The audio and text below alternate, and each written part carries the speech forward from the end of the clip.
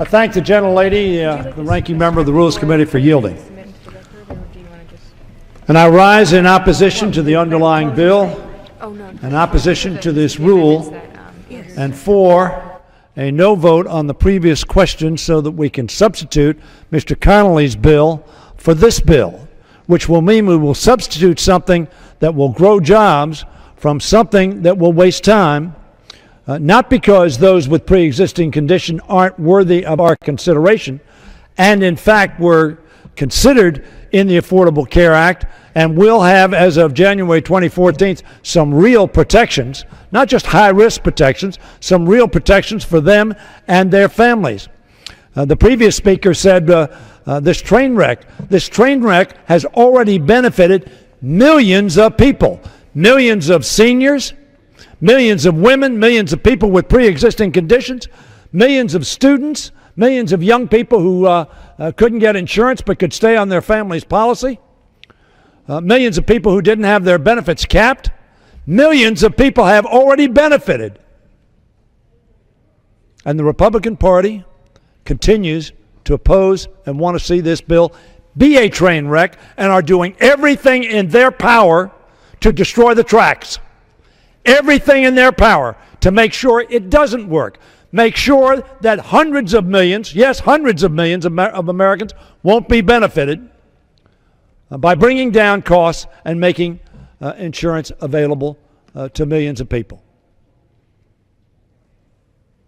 Just like the little boy who complained to the court, who took the life of his two parents, give me mercy because I'm an orphan.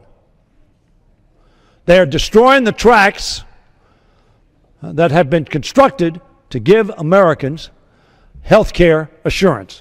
Now let me say, if we vote against this previous question, we'll have an opportunity to consider Mr. Connolly's bill. That bill will be consistent with the Make It in America agenda. Job creation, not wasting time. We're going to do a bill on Thursday and Friday that we could do in 10 minutes. Totally non-controversial. It's about helium. We're going to take 2 days to do that bill. Could be done in 10 minutes. We are spinning our wheels, as the Gentlelady suggested. One bill that will be something that we can do for America and jobs is part of the Make It America agenda is H.R. 535, the Put America Back to Work Act now, sponsored by my friend Mr. Connolly from Virginia. It will permanently extend the Build America Bond program to help state and local governments leverage private capital to finance infrastructure projects. Jobs. Build America bonds have been strongly supported by mayors, city managers. May I have one additional minute? I yield an additional minute. Gentleman's recognized for one additional minute. Supported by mayors, city managers, county legislatures, and state officials from both parties. A bipartisan support for this bill.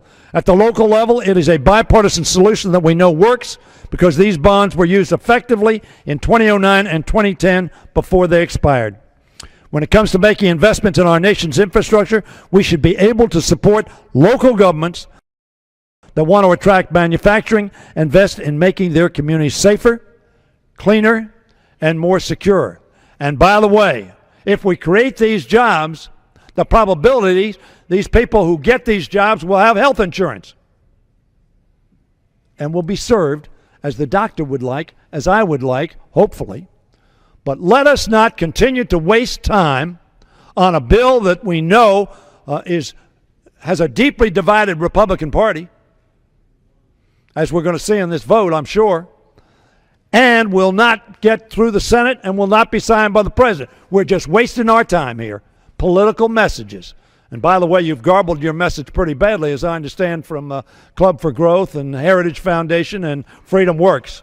So vote against the previous question. Vote for building America and growing jobs. And I yield back the balance of